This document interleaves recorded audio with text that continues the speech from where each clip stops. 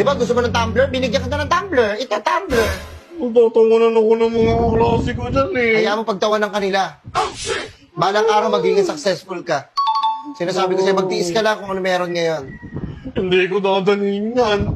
Bakit? Dahil mababasa yung notebook mo? Oo, pati yung mga papel ko. Masasayang lahat yun. Kaya nga sabi ko, huwag mo muna igaganto. Ibabaligtad mo muna. Ay, hirap ka kayo. Tingnan mo, tinatawanan mo na din ako. Sasabihin ito kay Papa, papagalitan nga naman ako nung nakita ngayon sa bag ko eh. Ang ganda mo, tinan mo. Ilalapag ko lang siya. Mo. Oo, sana pag ako iinom. Gaganto ka nga dyan, Ano ba ako?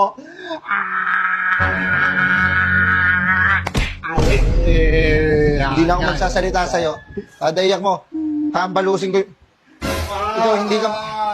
Sabihin na yung Papa. Sabihin mo. Sabihin talaga kita. Sabihin mo. Sabihin na talaga.